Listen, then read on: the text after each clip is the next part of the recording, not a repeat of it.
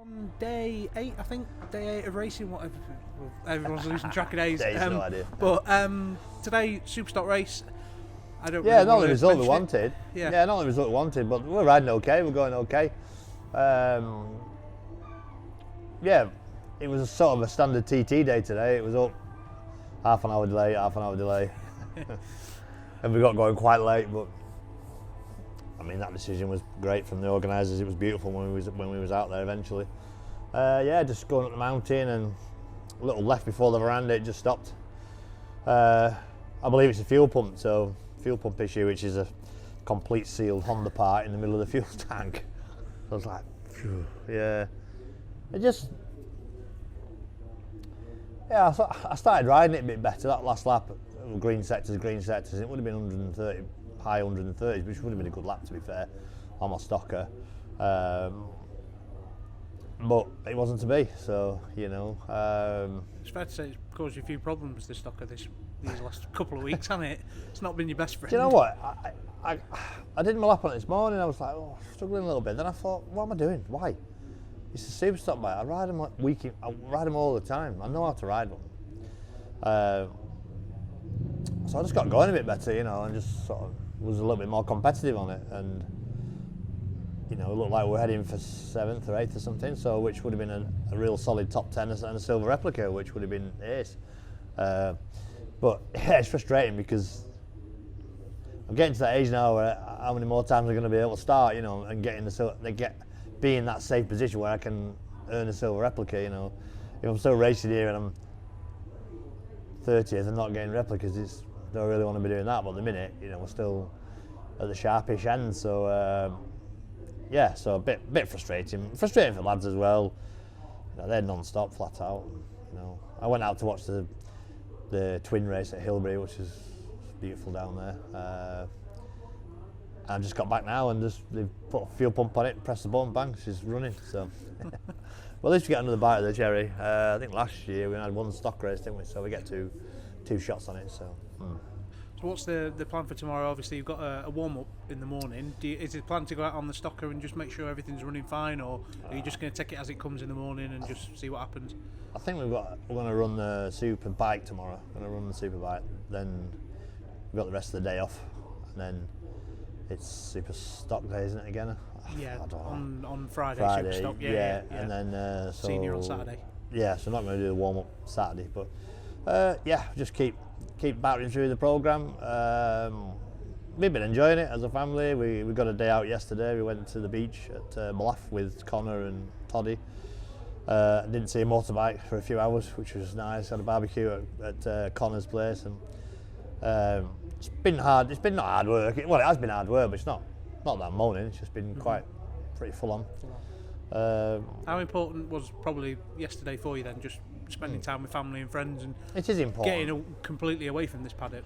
Sometimes you need to get away. I've been in the paddock since Wednesday before it started, so.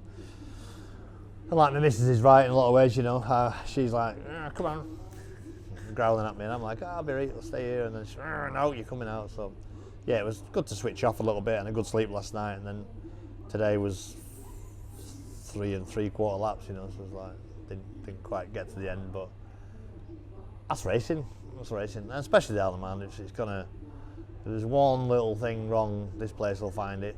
So, and it did. Fuel pump issue. But you know, we'll draw a line under that and sleep on it again tonight. And you know, I'm not in the 600 twin race, so we'll one lap tomorrow and then gardening leave again. What are you going to head out and watch the Supersport race tomorrow? Yeah, yeah, I think so. Yeah, I'll have a look at the schedule. I don't know where. I don't know yet. I don't know. I've done. Don't tell people so they don't come find you. Yeah, I've done Braille. I've done Hilbury. I don't know. I wouldn't mind. It's busy out on the track. It's so busy. Yeah, I'll go out somewhere to watch. I don't know. Yeah, we'll find somewhere in a tree. What are the thoughts ahead of Superstock race on Friday, but also the senior, because it's the biggest race of the week and the one that you gear up to for yourself every year. So, thoughts ahead of it? You're obviously excited for it, but do you have a goal, or are you just going to go around Top there, 6 smile again. on your face? Top 6 again for me. It'll be a big box ticked. You know, I think that just got to be strong at start. You've got to get in a real good rhythm. You've got to make sure you hit all the apexes. A couple of pit stops that are super important, have to go well. Just as much as was on Sunday, or whatever it was. That Superbike race for me went pretty well, much to plan. You know, I was on the roads with James and Jamie, so didn't see Michael for very long, or Pete for that matter. But, yeah, just a good safe one, I think. Good safe one. You know, I'm halfway through my races, so Friday get that one kicked off and then all boxed off, and then senior, and then looking forward to a cold beer after it. I can't really leave without asking you this question. You're now third on the winners list. Michael's trumped you. I didn't want to mention it, but I think everybody wants to hear your thoughts about it. It's obviously, you mentioned the other night, it's nice that it was Michael that's beaten you on the list. You look really upset by it. I feel like I shouldn't have mentioned it. I'm not upset. You can go into tons of excuses. You know, there's probably 5 or 6 got away from me, really, that, you know, that could have put us a bit further. But Michael's been in the same boat. You know, there's sometimes I only had 4 races in the year. You know, now you can do 8. You know, but I'm not gonna dwell on that. Michael's won 24. Hats off to him. You know, he's won on the big ends, he's won on the small ends, he's won on everything. You know, so he's on a crest of a wave and he's flying. So you know, weather's mint. He's flying. Job's on fire. If he matches Joey this week, be icing on the cake for him, wouldn't it? You know, it's a Dunlop 1-2 and a Bricky for Morecambe in third. I'll take that. He's always going to go. He's always going to go one day. Yeah. What are your thoughts ahead of the senior for both of them, Michael and Pete? Because it seems, unfortunately, like it is a bit of a two horse battle and a bit of a ding dong between them both. So yeah, I've got a feeling I know you're rooting for, but it's going to be an exciting senior race, isn't it? I like the pair of them. You know, I've grown up really alongside the pair of them. They're both fantastic road racers and great short circuit riders. They're both on superb bikes. You know, I don't know. You know, if Michael doesn't have it, if Peter doesn't have his braking issues, and it's going to be a hard man to beat. You know, he beat him there today, fair and square. So I don't know. You know, I've had a crystal ball. I tell you, Do you think it'd be a little bit like the 2018 senior, where it's literally it could be a dogfight. Could be a dogfight right through it. You know, if they're both riding hard, they're both pushing hard, they're both not a lot in each other, it'll be down to the wire job, won't it? And that's what we all want to see. Want to see some big lap records on last lap, and you know, it's not over the weekend at this time, so hopefully we'll get a lot more fans in, and the track's full of people, and everybody witnesses something really, really special on the day. And you know, if I'm just popping around there somewhere on the line, that'd be even better. But them two are a class act. Dean's class act. He's flying. We haven't seen the best of Davey and Connor and or James and that. And I mean, look at Jamie Coward. He's just getting better and better as the week's going along. So who knows where they're going to end up? But it's hard to look past them two at the minute. So. Well, spot on. Thank you very much for your time. I'll leave you to go and have a nice cold beer, and we'll catch up with you after tomorrow. So, Pete, day 8, I think we're on now. Is that what it is? Well, I'm guessing so. Day 8 of racing anyway. They're all just blowing into one. Yeah. But, pretty solid day for you today. Yeah. Winning the Superstock race, and what probably felt like a win in the Supertwin race. Yeah, Actually, finishing the race and finishing 4th. But just talk us through today. I think you nailed that, really, to be honest. Yeah. First race, Monster BMW by FHO Racing on Superstock. Superstock bike's been awesome. I only did 4 laps on it in practice, so not many at all, because the bike was just working really well. And on the Wednesday I parked it and just said, look, I'm happy with what the Superstock bike's doing, so let's just forget that for now. Let's concentrate on the Superbike, because that's been a pain. And I've not ridden it until today. So in fact, we would like to have done the warm-up on it, but because of what happened with the Supertwin, we ended up having to run the Supertwin. So I wasn't too sure about the first couple of sectors, but straight away I was fast. Felt really, really comfortable on it. The bike just works so good, and it managed to manage the race really. Got caught with a bit of traffic a couple of times. Took me a while to get past Davey, which cost me a bit of time on the mountain on lap 1. But after the pit stop, pretty much got through where I needed to, when I needed to, and managed it from there really. So bike just works so good. And then the Super Twin, like I said, we managed to get out on the warm-up lap this morning, which was fantastic. Said it already, but organisers doing a great job to give some dispensation here, there and everywhere. You know, it's not just myself, there's other people that have had it, so it's not a preference thing with a particular rider, which I'm sure lots of people have already said. I've seen loads of things on social media saying it, but it really isn't. They've allowed a few riders to do it just to get us on the grid, you know. So bit of common sense prevailed, which is nice. And yeah, to finish fourth, totally honest, I had absolutely no expectations whatsoever. The plan was to finish. Like, we didn't know where we were going to finish. I mean, I felt like I could have been in the top 10, but I honestly really didn't know where we would end up. And to finish fourth, 20 odd seconds away from a podium, so a fair distance. However, we lost loads of time in the pits because the boys had a bit of a panic attack. Neither of them could remember who tightened the rear shock up, and they basically shit themselves. So in the pits, they were more concentrated on trying to make sure the shock was tight than they were putting my fuel cap back on. But anyway, it wouldn't have made any difference to the result. But the fact that we were only 20 odd seconds away, I think actually is really promising for the bike. We've got a couple of days now to try and figure it out, ready for Friday. So let's see what we can do, you know. I mean, I'm not entirely sure where we're going to end up with it, but we can try really hard. Boys are trying to put me off in the background, they're all laughing, but it's not working. The shadows as well. Yeah. They're making themselves laugh a lot though. But yeah, it's just, yeah, we'll see what we can do on Friday. I'm not entirely sure where we could end up. Could we be on the podium? I think it's a bit of a tall order, but let's see what we can do between now and then and see if we can find a few more GDs out of it. Were you pretty pleased with the first lap of the Superstock race to be so far ahead so soon? Yeah, I was a little bit surprised, to be totally honest. You know, Michael in particular has been super fast on the Stocker last week. He was faster than I was last week on the Stocker, so I expected him to be fast on the first lap. But I don't know if he had an issue or not, but he said not. So yeah, it was nice to have the gap, and I wasn't really expecting it. So it's always good when you see that P1 on your board on the first lap. Sulby Bridge is always my first board for lap 1, and it had a P1 on it and a +4 I think at the time. So I was a bit like, oh, nice. I've already got a bit of breathing space. So yeah, really good day. What were your thoughts on the warm-up lap this morning? Because obviously it's the first time that you went down the hill properly on the R7 really, without it breaking down. Did you get halfway around and think to yourself, please don't break down, please don't break down? To be honest, or did a couple it of sweet as a nut? Yeah, the couple of days that I have done, so I've done 2 laps, or I've tried to do 2 laps on it, and both times I knew there was something not right. Before the bottom of Bray Hill, I could tell there was something not running right. Today it went through the bottom of Bray Hill straight away immediately, and I was like, yep, it feels like it should do. Obviously I rode it in the northwest, so I do know what it should feel like. And yeah, straight away I was quite happy, to be quite honest, that it was doing what I expected. What are the plans ahead of tomorrow? Obviously you've got the Super Sport race, strong sort of category for you this week anyway. Yeah. Are you hoping for at least one better, or do you think Michael's just that too far away in terms of Super Sport? Yeah, I really don't know. You know, I'm going to try my absolute hardest, that's for sure. Where we end up, I really don't know, but I'm going to give it my absolute everything, of course.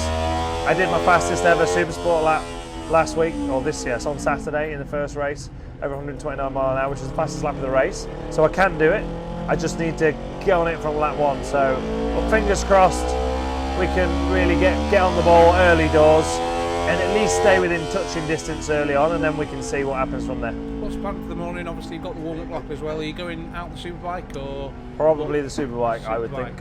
Yeah, I need to talk to the team, but I would say it'll be the Superbike first. And ahead of the senior, then, if the problems are sorted tomorrow, will you be on the Superbike or for the senior? That's the plan. Yeah, the plan at the minute is to be on the Superbike, as long as we can fix the issues that we've got. So let's see. Perfect, spot on. Well, Pete, thank you very much. Congratulations, and we'll try and catch up tomorrow before my flight home. Cheers, mate. Dom, day 8 yesterday of racing, Superstock race and Supertwin race. I don't know why you laugh every time I say what day it is. No, it's just because I just feel like a prison sentence and like a little gerbil for like experimentation. All right, day 80 hasn't quite moulded to what we're trying to achieve. It's a bit like the Big Brother house, in the Big Brother house. I know I should be interviewing you. Day 8. Just talk us through yesterday then. So first of all, Superstock race. Yeah. Didn't go to plan. We'll cross that bridge later. But finishing 21st, I think you finished, something like that. Yeah. Just talk us through the race, because it, like I say, it didn't really go to plan, did it? No, went off. Was your dad making loads of noise? Look. Herbertsons. You can't take him anywhere, can you? That's my dad off. I don't even know where he's off to. You know what I mean? So it's the only meeting that my dad actually comes racing with us. So it's nice to have him round. But no, as far as that stock race, it went to plan initially. I caught Rutter nice and early on, and a part of me was thinking, Rutter's going to be quicker on his stock bike. You know, he's won BSBs and countless other things, and hopping off the RCV, which would have been a bit more of a handful under that, I thought, this is going to be harder to catch him. I caught him really relatively early, and I thought, right, just get by him. I could not get by him, man. He was just like, his bike had a bit more punch out the turns, and then he was just BSB braking everywhere. I just thought, oh my God, just get out my way. I can't believe I'm shouting at Michael Burton going, get out my way. And we came in on the first lap's a fueling lap, and 100% my own fault. 100% my own fault. I got behind him going, I'm going to beat him into the pits. And I got right up his arse, and he just hit the brakes early. But that's not Michael's fault. You know, at the end of the day, he's on the road, he's in front, he can brake where he wants. And I'm really angry at myself, to be honest, because I shouldn't have been there. And it's just a stupid decision on mine. And more importantly, I could have really hurt someone. Well, me and Michael. And I'm thinking, I was really, really angry with myself at that. And so obviously, at that point, like, I pulled it aside that viciously. I had to just swing it. And I was actually back on the racing line. I thought, well, I'm not going to have enough time to brake and swing it back in for the pits. So I had to go down the return road, and I'm standing there going, am I allowed to go back out? And so I'm waiting there for ages, and people are going, no, yes, no, yes. And then one of the officials came running over saying, you're allowed to go up the south bank. So they swung the gate open, and I had to wait for, like, you know, them hedgehogs, like, stop, look and listen. I'm like that on a S1000 with the heat bellowing up it going, am I actually allowed to do this? So obviously I rejoined, filled up, and went off, and then I just got stuck in a hell of a lot of traffic. And to be honest, there was a couple of people within that traffic that I caught up with. Bear in mind, I started off at 13, and I was back out with a mix with like 14 and like 20 and everyone like that. And I thought, we must be galloping here. And for some reason in that stock 1000 race, everyone was a bit off the time, bar for the odd exception, like Jamie Coward, you know, he went a bit quicker. But everyone else seemed to have gone off their pace. Don't know why. We tried a fair few things on our end with the bike, but we just got held up by the Rutter, you know, which is a pretty cool thing to say. But no, he doesn't give any mercy, that man, and I respect him every time I go out with him. And yeah, no, but I've definitely learned from that. And at first I thought I might have been disqualified, and arguably I should. But with my time penalty, because the reason I'm saying that is because I didn't actually stop on lap 1, but I did return, so I lost 5 minutes. So I had a hell of a... I'm of a time penalty. I'm the first long lap penalty in TT history. But no, but like I say, the TT are good like that. You know, I wanted to continue racing, and no, they let me go. But it might come up later on being disqualified. I'm not sure. I don't know where I sit at the moment. But no, I made a silly mistake, a dangerous mistake, and I'm not proud of it. But I have learned from it. And then Super Twin race in the afternoon, just how did that go? Obviously setting off at number 1. Yeah. First time in a big TT race, setting off at number 1. You looked a little bit nervous on the start line. Yeah. Did you feel it? Shitting myself, pardon me. No, it was good. You know, it's not many people get to have that opportunity to go down the road at number 1. You know, it was a Super Twin race sponsored by someone else, but we don't care about that. So we're not meant. Bennetts all the way. But yeah, it was good going off down number 1. we lacked ponies because that pattern of Michael Dunlop's came by and took the paint off ours, and it was unreal, just literally wobbled the bike.